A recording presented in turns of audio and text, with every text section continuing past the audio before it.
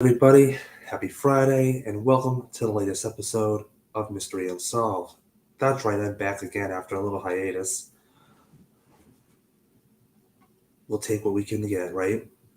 Tonight's episode of Mystery Unsolved, the disappearance of Fredrick Valentich. I think I'm pronouncing that right, Valentich? Let's go with Valentich. The disappearance of Fredrick Valentich. Now, first things first, who the hell is that? Well, that's what we're about to find out. Fredrick Valentich was an Australian pilot who disappeared while on a 125 nautical mile training flight in Cessna aircraft over Bass Strait. On the evening of Saturday, October 21st, 1978, 20-year-old Valentich informed Melbourne Air Traffic Control that he was being accompanied by an aircraft about 1,000 feet above him and that his engine had begun running roughly before finally reporting it's not an aircraft. The first thing right away that I want to point out, when I first read his name, I had no idea. I didn't look this up. I took the name down however long ago, and I didn't look into it since. Fredrick Valentich. To me, that sounds like a German pilot from like the 30s or the 20s, but it's actually an Australian guy in the 70s. So look at that. I already learned something. So yeah, he told traffic control it's not an aircraft. So you think of what I'm thinking? Yeah. There was belated reports of a UFO sighting in Australia on the night of the disappearance. However, the Associated Press reported that the Department of Transport was skeptical of a UFO was behind Valentich's appearance, and that some of their officials speculated that Valentich became disoriented and saw his own lights reflected in the water or lights from a nearby island while flying upside down. I mean, if you fly upside down, I imagine you're going to be pretty damn disoriented. But leave it to good old the Associated Press to be like, no, you didn't see a UFO. But I mean, I imagine that's the first conclusion that somebody in the air, if it's not an aircraft, then naturally the person's going to think it's a UFO. But the people that are, back at command or the government's going to be like, no, this is not a UFO. Calm down. I'm sure there's a logical explanation for this. Is there? Because now he's disappeared.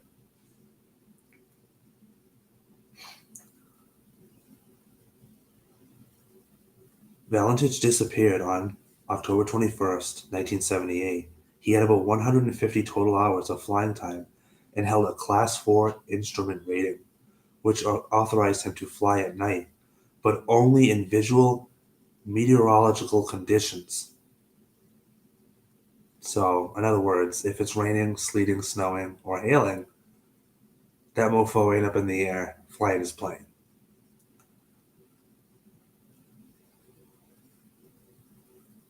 He had twice applied to enlist in the Royal Australian Air Force, but was rejected because of inadequate educational qualifications, whatever that means.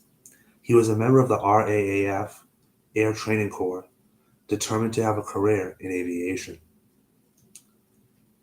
All right, so I'm just trying to give you a little background on this man since we don't really know who the hell he is. Pretty much he's a pilot. Why should we care? I'm telling you why you should care. Valentich was studying part-time to become a commercial pilot, but had a poor achievement record, having twice failed all 5 commercial license examination subjects, and recently, as the month before his disappearance, had failed 3 more commercial license subjects. Maybe the Air Force gods were trying to tell him something like, hey, you're not cut out for this, and we can't tell you why, but stop taking your license. Stop trying to do this. And he kept doing it. He was determined. But little did he know,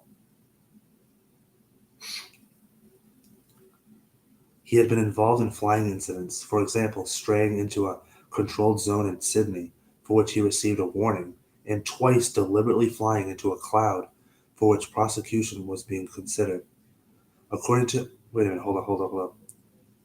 Twice deliberately flying into a cloud. Oh, so apparently when you're in the air, you can't fly into a cloud. Like, what if you're. I never thought of that.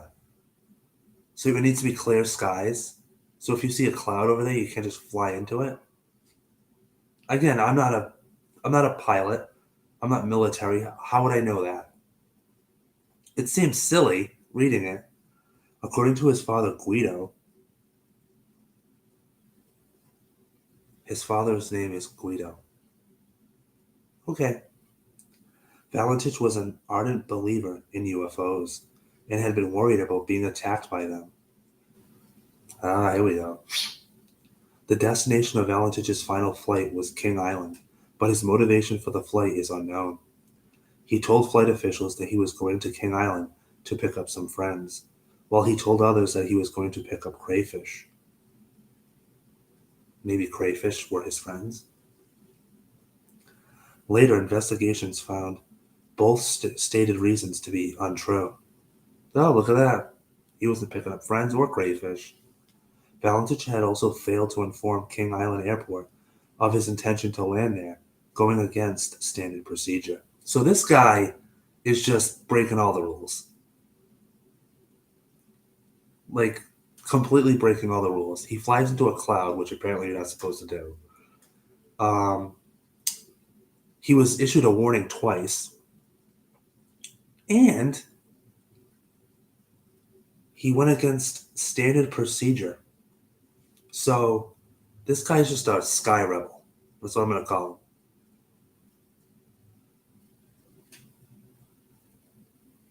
All right, so let's get to the good stuff, shall we? The disappearance.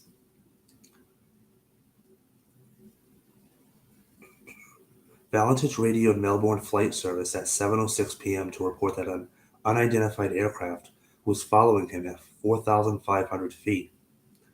He was told there was no traffic at that level. So imagine you're a pilot, you're in the air, and above you, you see an aircraft, another aircraft, and you radio it in, and you say, "Hey guys, there's another aircraft above me," and they radio you back and say, "No, there isn't. You're the only person in that area." UFO. Valentich said he could see a large unknown aircraft which appeared to be illuminated by four bright landing lights. He was unable to confirm its type, but said it had passed about 1,000 feet overhead and was moving at high speed. Valentich then reported that the aircraft was approaching him from the east and said the other pilot might be purposely toying with him. Valentich said that the aircraft was orbiting above him and that it had a shiny metal surface and a green light on it. Valentich further reported that he was experiencing engine problems. Asked to identify the aircraft, Valentich radioed, "It's not an aircraft." His transmission was then interrupted by unidentified noise described as metallic, scraping sounds before all contact was lost. I mean, if that doesn't sound like a freaking UFO, then I don't know what a UFO is. So, one thing that's worth mentioning, in my opinion, once again, we're going to bring up the fact that he says it's not an aircraft.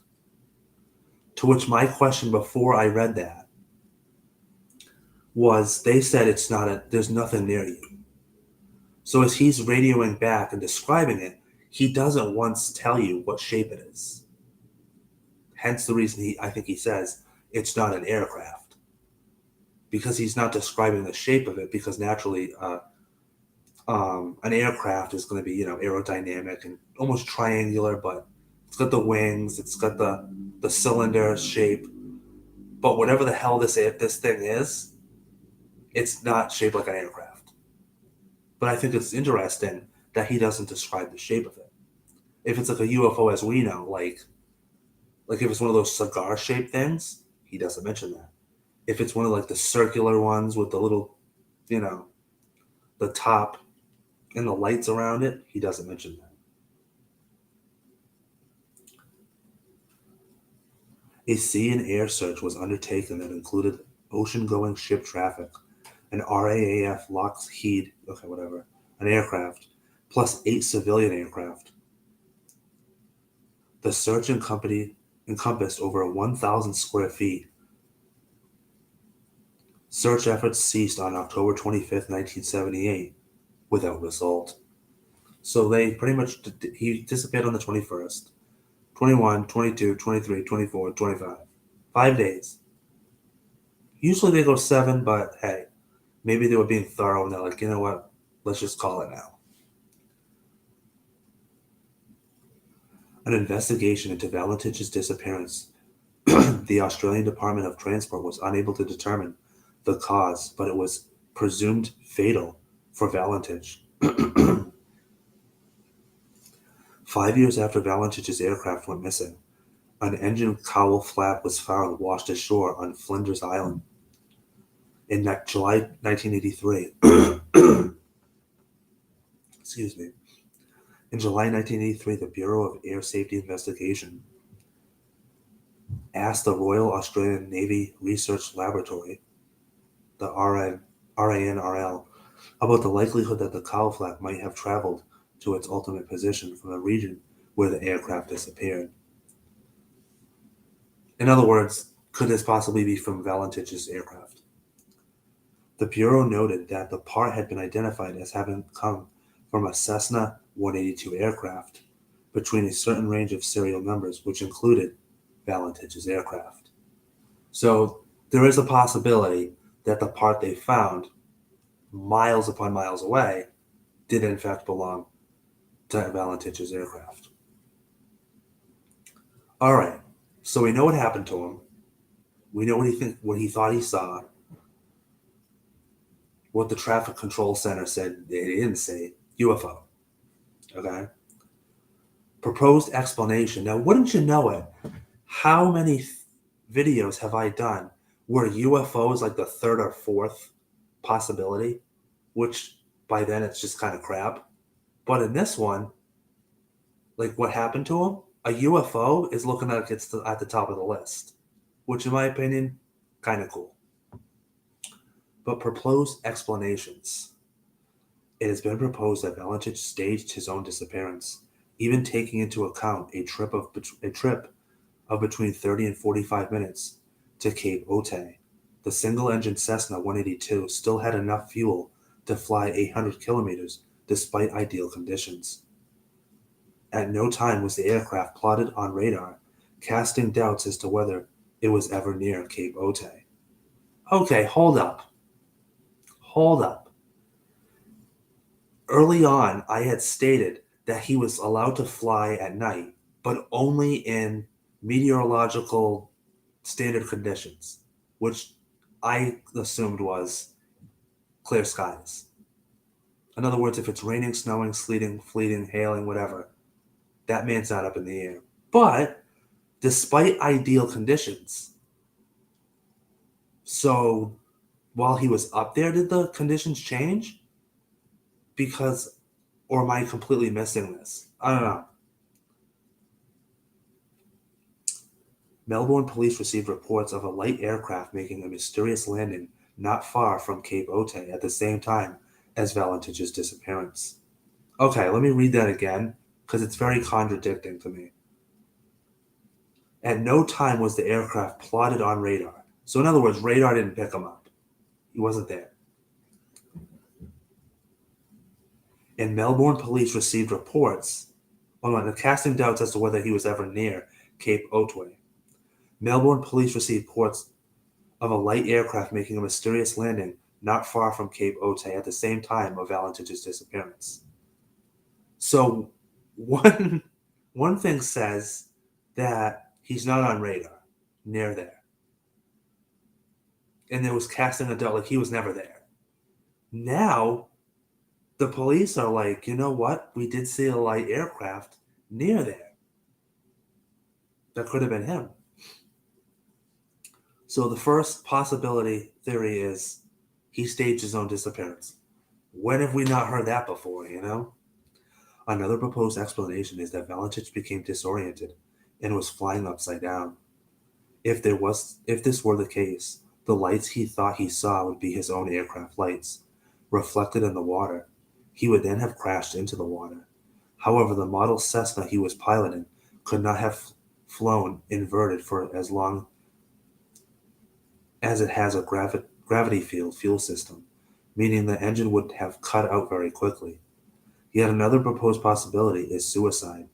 However, interviews with doctors and colleagues who knew him virtually eliminated this possibility.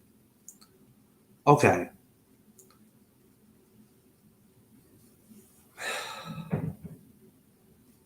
here's my issue. He became disoriented.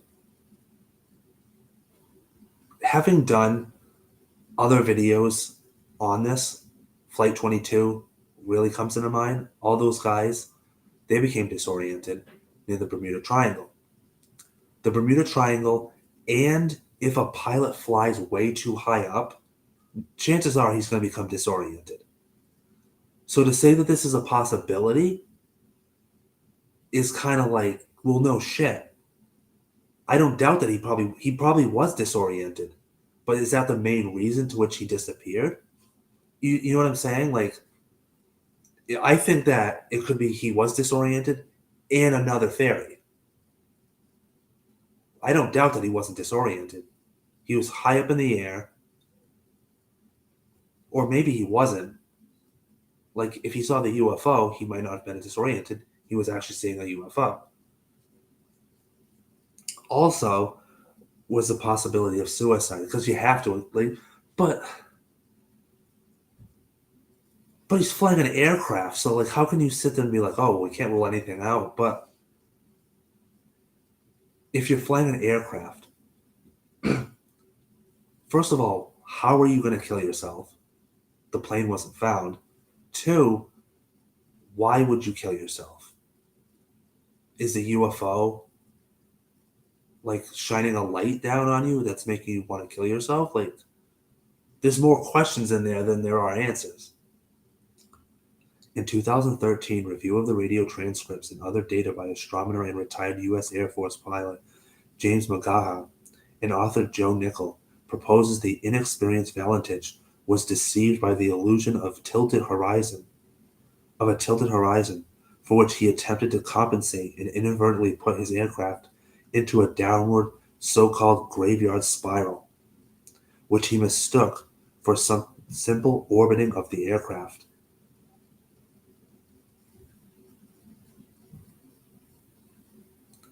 I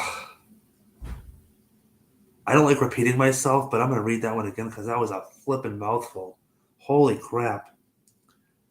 So these two guys, one's a retired Air Force pilot and the other guy's an author, proposes that the inexperienced Valentich was deceived by the illusion of a tilted horizon, for which he attempted to compensate and inadvertently put his aircraft into a downward so-called graveyard spiral, which he initially mistook for a simple orbiting of the aircraft. Okay, so apparently there's this thing that pilots do with their aircrafts in the air.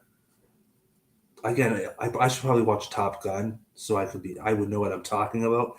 But apparently the ship goes in this downward spiral or whatever, and maybe it's something they're supposed to do in certain instances. But Valentich, because he's disoriented, see, that's what comes to mind, goes and takes this downward spiral, and he doesn't have to, and it just sends him on this weird course.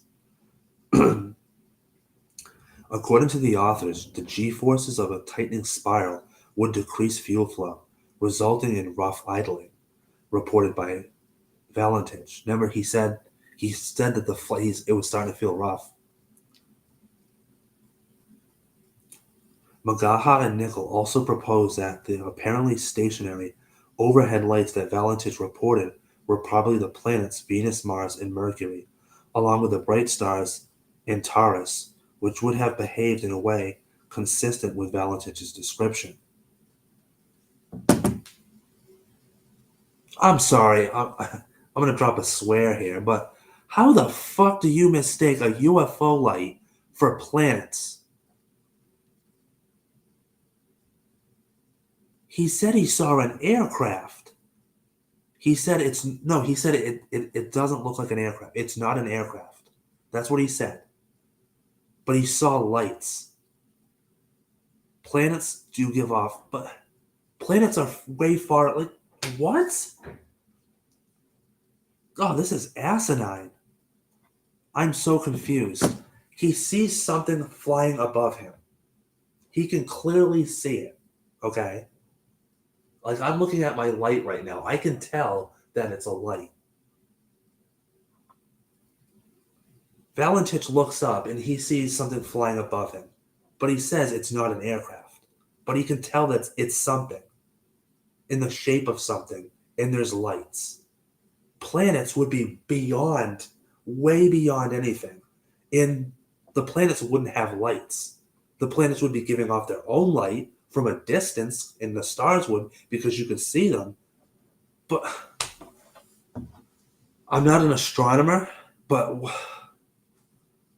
what the hell? Like, God, that infuriated me. Where's Neil deGrasse Tyson when you need him? Oh my God, I don't like that theory. If that made any sense to anybody watching this, you're welcome. UFologists have speculated the extraterrestrials either destroyed. Whoa, whoa, whoa, whoa! Wait a minute.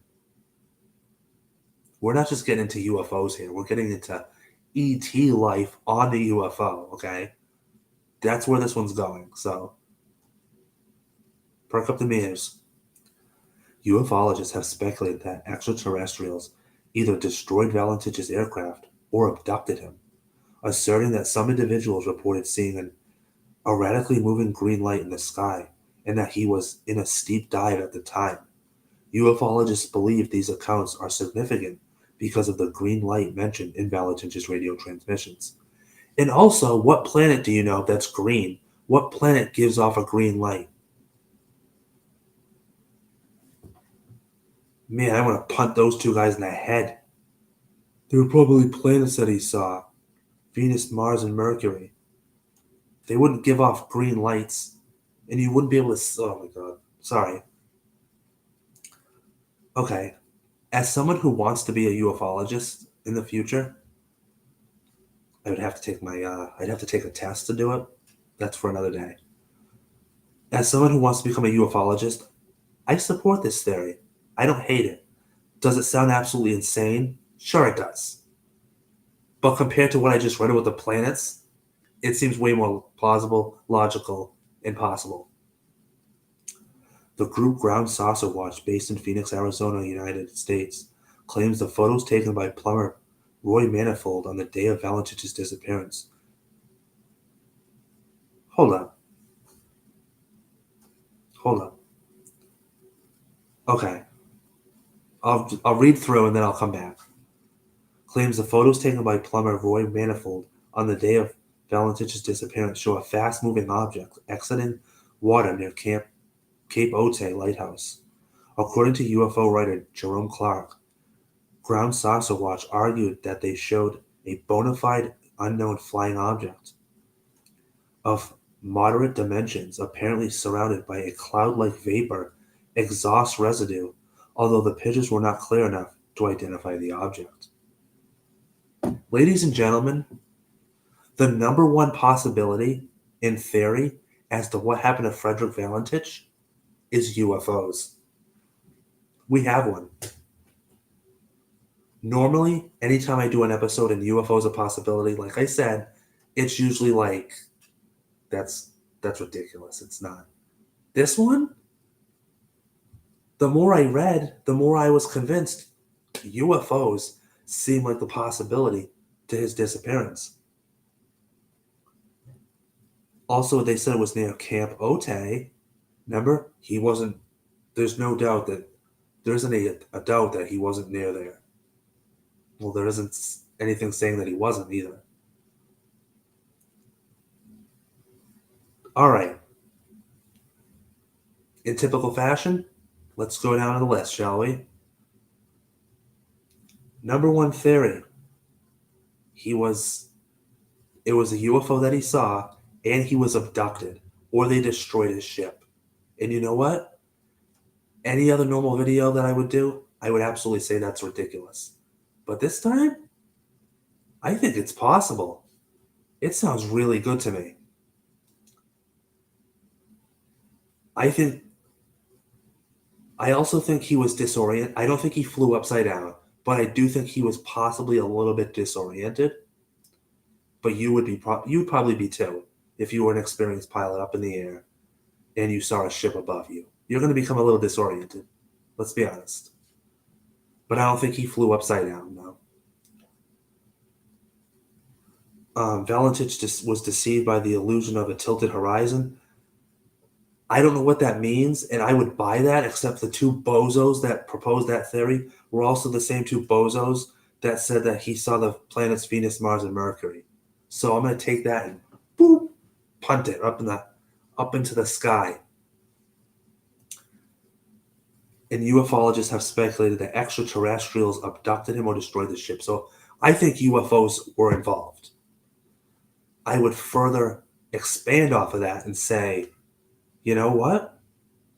I think that they either destroyed his ship, which is why there's been no trace of him or his ship ever found, except for that one piece, because maybe the aliens, they didn't vaporize everything, or they abducted him. Wouldn't be the first time I've heard about someone being abducted by aliens. God, this is a really good one. You know, it really is. Which one do you think it is? Oh, he didn't kill himself either. Let's rule that one out.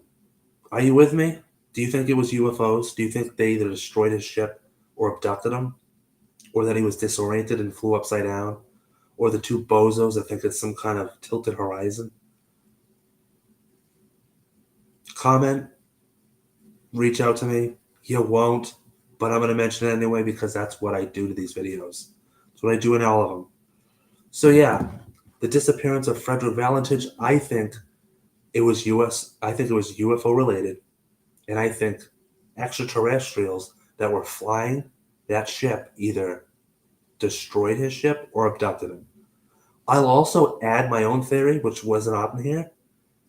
Maybe the government, the military that he worked for, like the Air Force, maybe they were tired of his shit.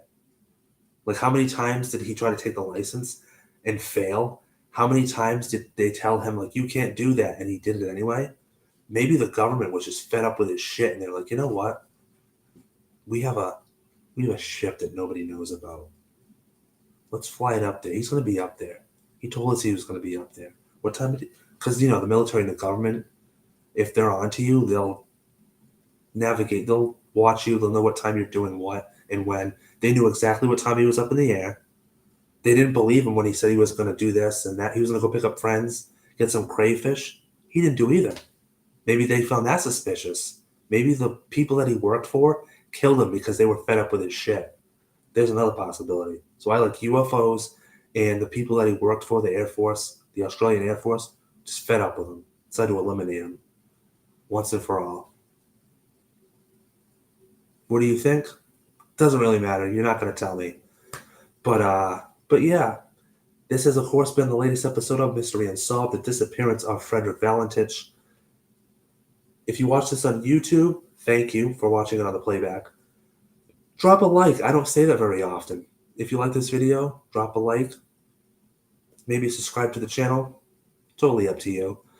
And do stay tuned for the season finale of Mystery Unsolved, where next week I will be talking about...